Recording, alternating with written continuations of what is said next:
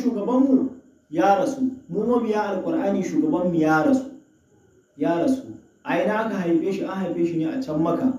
Bayan Makka ya bar Makka ya koma Madina. Daga Madina ya yi rayuwa, kuma jama'ar Madina suka ansa da awarsa, sannan kuma mutanen Makka suka yi nadama akan korar shi.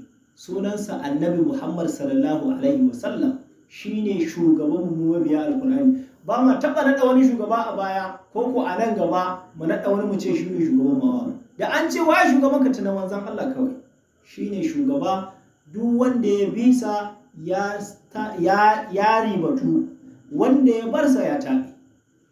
Shi yasa ko kwanaki da naje aka zo muna ta wata maganganu na maganar shugaba, wani malami da ya zo nan garin Sule ya warware sha'anin, ya ce ai mu ba mu taɓa ɗaga hannun wani malami mun ce masa shi ne shugaba ba.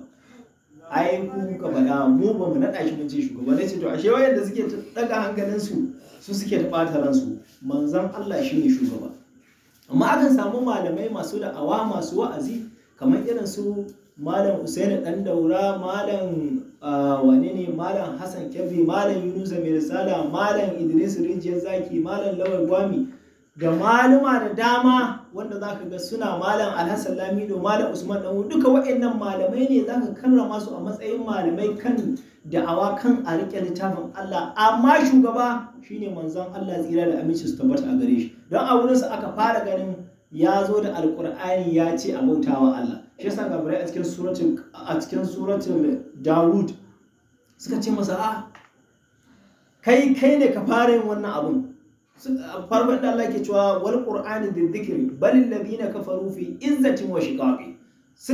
Kafirai suna jin gadara da tsatsagewa suka ce wa zai yi ba. A can wani guri suke cewa ma ina bi hadha fil millati al-akhirah in hadha illa ikhtilaqun. Ba mu taba jin wannan ba a zamanin da, a ce ga wani ya zo ya ce shi alqur'ani zai rike shi ne littafin addinin shi tun daga rayuwar shi har ƙarshe, shi wannan shi ne littafin. Ya ce ba mu taɓa jin haka ba sai a wurin ka kai manzon Allah, kai ne farko mai, kuma shi ne farko. Duk wanda ya zo a baya sai dai ya goyi bayansa, domin shi ne shugabanmu. Ashe duka malamai abin karramawa ne, abin mutuntawa ne, sakamakon shugaba yana gaba, ya riga ya rasu.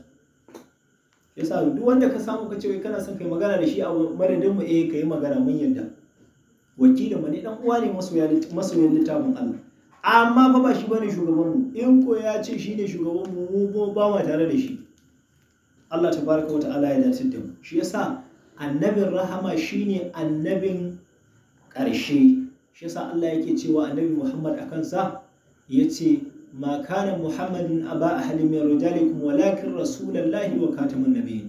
Annabi bai zamo baban wani a cikin ku, babu wani a duniya da zai ce ai ni manzon Allah shine babana,